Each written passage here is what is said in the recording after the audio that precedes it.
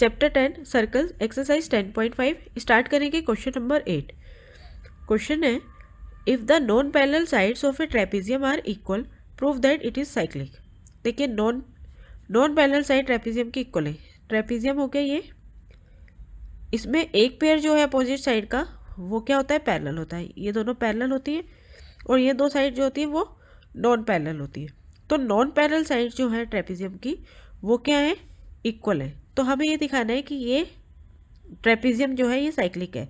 और cyclic proof करने के लिए यानी कि अपोजिट जो वर्टेक्स है या अपोजिट एंगल जो है ये और ये, इनका सम 180, ये और ये, इन दोनों का सम 180, ऐसा हमें शो करना है। ठीक है, तो गिवन है नॉन पैरेलल साइड AD और BC इक्वल और AB और DC पैरेलल है। ठीक है, ट्रेपेजियम में वन पेयर जो होता है अपोजिट साइड का वो पैरेलल होता है और अनदर पेयर जो होता है वो नॉन पैरेलल होता है। नॉन पैरेलल साइड जो है वो इक्वल है, यानी AD और BC इक्वल है। प्रूव करना है ABCD इज अ पैरेललोग्राम, यानी कि cyclic quadrilateral. ABCD is a cyclic quadrilateral, यानी हमें शो करना है angle A plus angle C is equal to 180 degree या angle B plus angle D is equal to 180 degree. ठीक है, ये हमें शो करना है साइक्लिक क्वाड्रिलेटरल शो करने के लिए। हमने करी इसमें कंस्ट्रक्शन AE और BF दो परपेंडिकुलर ड्रॉ कर दिए DC पर। ठीक है, एक A से आ रहा है परपेंडिकुलर AE DC पर और एक B वर्टेक्स से आ रहा है एक परपेंडिकुलर BF DC पर। ठीक है, अब स्टार्ट करते हैं हम प्रूफ। सबसे पहले हम इन दो ट्राइंगल्स में देखेंगे। एक ट्राइंगल ये वाला हो गया, in triangle ADE and in triangle BCF। In triangle ADE and triangle BCF, इन दोनों ट्राइंगल में हम कॉन्ग्रुएंसी शो करेंगे और कॉन्ग्रुएंसी से हम एंगल D और एंगल C को इक्वल शो कर देंगे। तो देखिए सबसे पहले AE is equal to BF। Reason, ये दो पैरेलल साइड है तो पैरेलल साइड के बीच का जो डिस्टेंस होता है वो हमेशा क्या रहता है, सेम रहता है। आप रीज़न लिख सकते हैं distance between two parallel lines are equal. दो पैरेलल लाइन्स जो होती हैं उनके बीच का डिस्टेंस इक्वल होता है। सेकेंड आप लिख दो AD is equal to BC। AD और BC इक्वल है, ये हमें गिवन है, इसका रीज़न लिख दो गिवन। और थर्ड चीज़ देखिए, ये भी एंगल कितना है 90 डिग्री और ये भी 90 degree. Angle AED is equal to angle BFC, each 90 degree. ठीक है, तो ये दोनों ट्राइंगल जो हैं वो कॉन्ग्रुएंट हो गए। Triangle ADE congruent to triangle BCF। और रीज़न क्या लिखेंगे आप, बाय RHS रूल। ठीक है, देखिए 90 डिग्री के सामने क्या होता है, हाइपोटेनियस, इसका यूज़ हुआ है AD इक्वल टू BC और एक साइड AE और BF। ठीक है, तो हाइपोटेनियस, राइट एंगल और साइड, इसलिए हमने कौन सा रूल लगाया, RHS रूल। RHS रूल से ये दोनों ट्राइंगल कॉन्ग्रुएंट हो गए। तो CPCT से हमें मिल गया angle D is equal to angle C by CPCT। ठीक है, आगे देखिए अब AB पैरेलल DC, AB और DC पैरेलल है and AD is a transversal और AD एक ट्रांसवर्सल है। ये दो पैरेलल लाइन है, ये एक ट्रांसवर्सल है। तो ये और ये कौन से एंगल होंगे, angle A plus angle D is 180 degree. Reason आप लिख सकते हैं कॉरेस्पॉन्डिंग इंटीरियर एंगल्स। ठीक है, कॉरेस्पॉन्डिंग इंटीरियर एंगल, दो पैरेलल लाइन्स हो गई है और ये एक ट्रांसवर्सल है तो इन दोनों का सम 180 डिग्री होता है। अब हमने एंगल D के इक्वल कौन सा एंगल शो कर दिया, C। तो angle A plus angle C is equal to 180 degree. Reason आप यहाँ पे लिख देना, angle D is equal to angle C. Proved. ठीक है, अब इसी तरह से हम angle B plus angle D को हमें 180 दिखाना है, तो आप यहाँ पे भी देखिए angle B plus angle C 180, angle B plus angle C is 180 degree. Reason corresponding interior angles. और अब हम एंगल सी को क्या किससे रिप्लेस कर देंगे, एंगल डी से, is equal to 180 degree. Reason लिख देना, क्योंकि angle D is equal to angle C, angle D और एंगल सी इक्वल है, तो B plus D is equal to 180 degree. तो हमने एंगल ए और एंगल सी का सम 180 शो कर दिया, एंगल बी और एंगल डी का सम 180 शो कर दिया। इसका मतलब कि A B C D is a cyclic quadrilateral.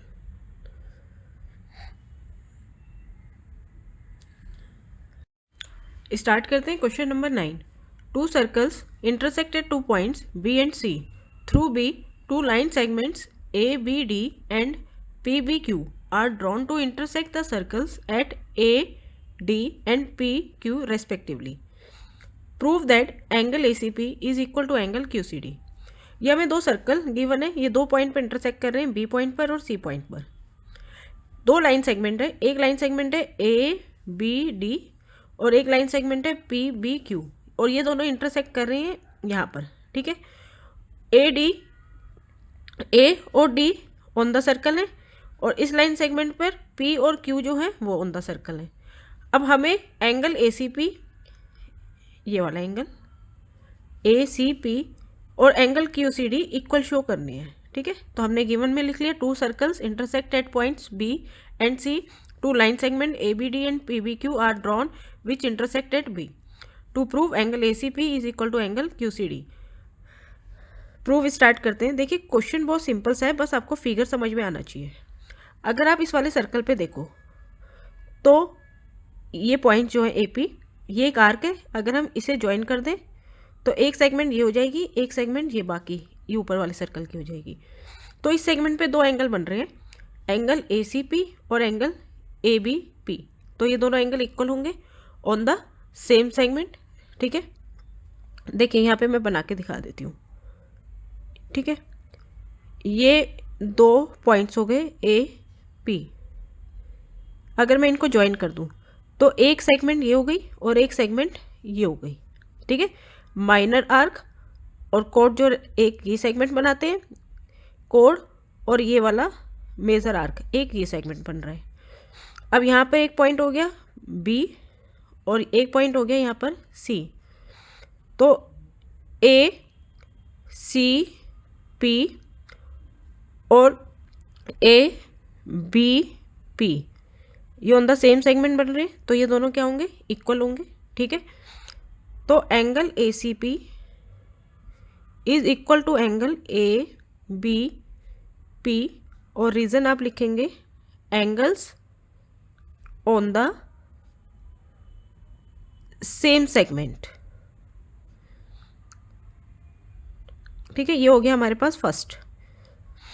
अब इसी तरह से आप इस वाले सर्कल में देखिए, ये DQ एक आर्क है, इसे अगर हम ज्वाइन कर दें तो ये एक रीज़न हो जाएगा, बाकी एक ये रीज़न हो जाएगा। यहाँ पे मैं बना के दिखा देती हूँ। ये पॉइंट हो गया D, ये हो गया Q। ठीक है, इसको हम ज्वाइन कर दिया हमने, तो ये एक सेगमेंट हो गया, ये एक सेगमेंट पे हो गया। यहाँ पे एक पॉइंट है B और यहाँ पे एक पॉइंट है C। ठीक है, तो ये QCD एक एंगल बन रहा है QCD, और एक एंगल बन रहा है QBD। ये ऑन द सेम सेगमेंट हो गए, तो ये दोनों भी इक्वल होंगे। इसी तरह से angle QCD is equal to angle QBD। Reason आप यही लिखेंगे, angles on the same segment. ये हो गया second.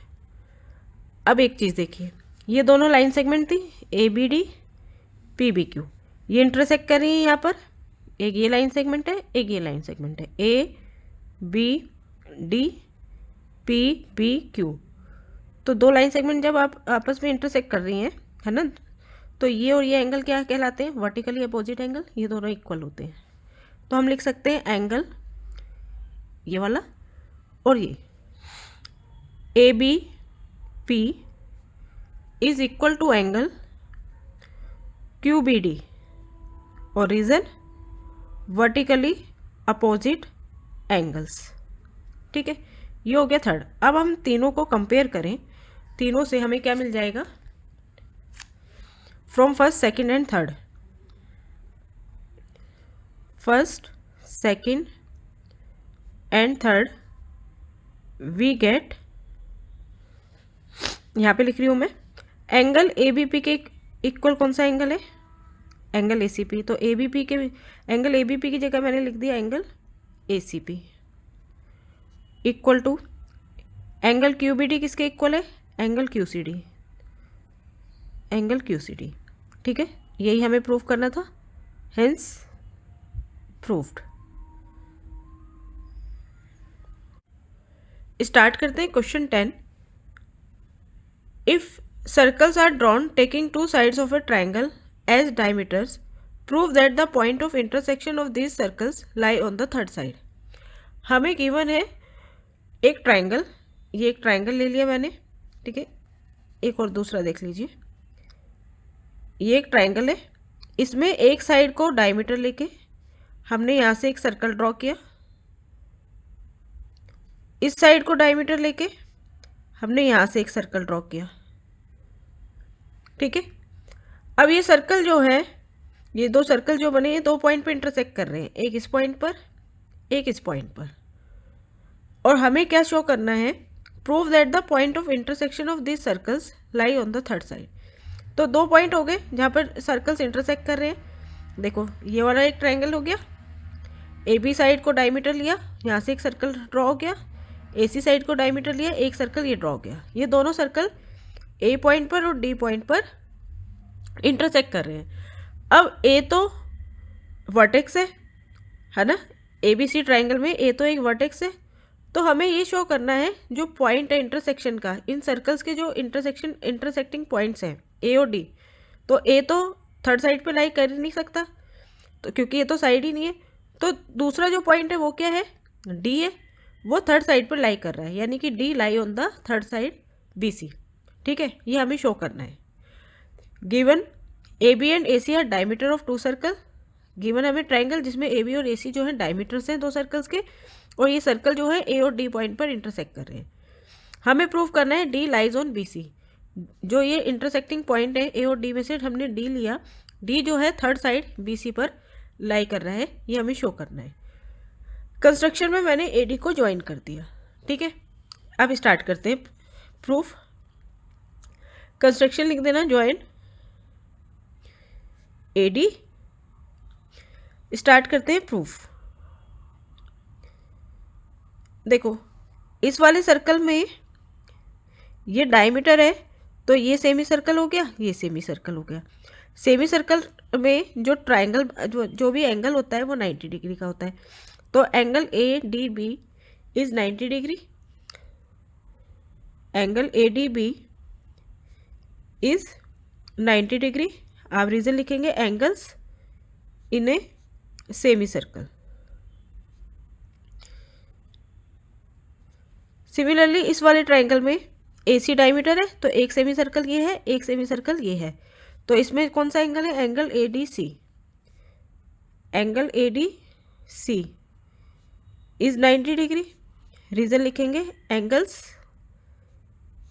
In a semi circle. अब आप देखिए, अगर हम इन दोनों एंगल्स को ऐड कर दें, ये फर्स्ट हो गया, ये सेकंड हो गया, adding first and second we get, तो हमें क्या मिलेगा? Angle A D B plus angle A D C is equal to 90 degree plus 90 degree. अब आप ये देखिए एंगल ADB, ये वाला एंगल और ये वाला एंगल अगर ऐड कर दें तो ये पूरा एंगल बन जाएगा, है ना। तो इस पूरे एंगल का नाम क्या हो गया, ये हो गया angle BDC। Angle BDC is 90 + 90 180 degree. तो कोई भी एंगल 180 डिग्री है तो इसका मतलब क्या है कि वो एक स्ट्रेट लाइन है, ठीक है। इसलिए BDC is a straight line, ठीक है। 180 डिग्री का मतलब ही एक स्ट्रेट लाइन होता है। तो 180 डिग्री, ये पूरा 180 डिग्री है, तो ये BDC क्या है, एक स्ट्रेट लाइन है और D इस पे लाइज कर रहा है and D lies on the third side. ये थर्ड साइड ही है ट्राइंगल की और D इस पर लाइज कर रहा है। स्टार्ट करते हैं 11th question. ABC and ADC are two right triangles with common hypotenuse AC। Prove that angle CAD is equal to angle CBD। हमें गिवन है दो ट्राइंगल्स है, उनका एक कॉमन हाइपोटेनियस है। देखो ऐसे एक हाइपोटेनियस है, इस पर एक ट्राइंगल है ये ABD और एक ट्राइंगल है ये ADC, ठीक है। अब देखो हाइपोटेनियस के सामने जो एंगल होता है वो 90 डिग्री होता है, तो एंगल B और एंगल D कितने हैं, 90 डिग्री के हैं। हमें प्रूव करना है angle CAD is equal to angle CBD। ये चीज़ प्रूव करने के लिए सबसे पहले हमें ABCD क्वाड्रिलेटरल को एक साइक्लिक क्वाड्रिलेटरल शो करना है, तभी हम जो थ्योरम्स हैं उनका यूज़ कर सकते हैं, ठीक है। तो सबसे पहले हम इन्हें ABCD को एक साइक्लिक क्वाड्रिलेटरल प्रूव करेंगे। साइक्लिक क्वाड्रिलेटरल प्रूव करने के लिए हमें अपोजिट एंगल का सम 180 शो करना है। तो देखिए angle ABC plus angle ADC, इन दोनों एंगल्स का सम, एंगल ABC B भी 90 है, एंगल ADC D भी 90 है, कितना हो गया 180 डिग्री हो गया। अपोजिट एंगल का सम 180 डिग्री है, तो therefore ABCD is a cyclic quadrilateral. तो ABCD एक साइक्लिक क्वाड्रिलेटरल है, ठीक है। अब आप जो एंगल सेम दिखाने हैं ना, इन दोनों को ध्यान से देखिए। एंगल CAD और एंगल CBD, ये दोनों एक ही रीजन में बन रहे हैं। ये वाला आर्क हो गया, ये कोड है, तो ये एक रीजन है। और CAD CBD ये दोनों इस रीजन में बन रहे हैं, तो angle on the same segment क्या होते हैं, इक्वल होते हैं। तो हमारे लिए इतना रीजन काफ़ी है। अब angle CAD and angle CBD, हमने इसको साइक्लिक प्रूव कर दिया, तो हम ये थ्योरम यूज कर सकते हैं। Angle CAD and angle CBD are angles on the same segment of a circle. Circle की सेम सेगमेंट में बने हुए हैं, है ना। Therefore angle CAD is equal to angle CBD। Start करते हैं question 12। Prove that a cyclic parallelogram is a rectangle. हमें गिवन है एक साइक्लिक पैरेललोग्राम और हमें उसे रेक्टेंगल शो करना है। गिवन में मैंने लिखा ABCD is a cyclic parallelogram, to prove ABCD is a rectangle. तो देखिए हमें पैरेललोग्राम की प्रॉपर्टी यूज़ करनी है। जैसे हम जानते हैं opposite angles of a parallelograms are equals, तो हम लिख सकते हैं angle A is equal to angle C, क्योंकि ABCD क्या है, एक पैरेललोग्राम, इज अ पैरेललोग्राम। दूसरी चीज़, क्योंकि वो साइक्लिक पैरेललोग्राम है, तो साइक्लिक क्वाड्रिलेटरल का मतलब क्या है, अपोजिट एंगल का sum 180 degree. Angle A plus angle C is 180 degree.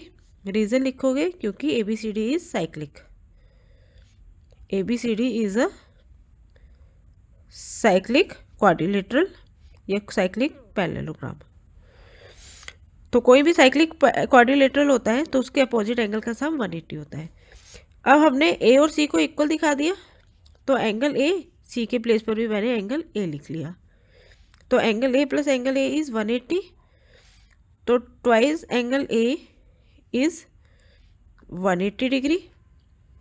ठीक है, तो angle A is 180 degree divided by 2 means 90।